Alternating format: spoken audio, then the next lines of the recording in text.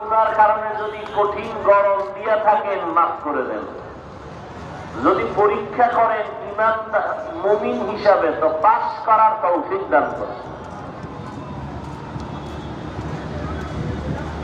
এবার আল্লাহ কোরআনের আয়াতে বলেন, ও মুমিন তোমরা সাহায্য চাও দুই জিনিসের মাধ্যমে, ধৈর্য আর নামাজ। কয় জিনিসের মাধ্যমে? দুই জিনিস। আচ্ছা, এখন এই সাহায্য চাও কথাটা বেঈমানকে বলেন নাই, শুধু মুমিনকে বলছেন। ইয়া আইয়ুহাল্লাযীনা আমানু, ও মুমিন সাহায্য প্রার্থনা করো। ইসতাঈনু বিসসবরি ওয়াস সালাহ, সবর ও সালাতের মাধ্যমে।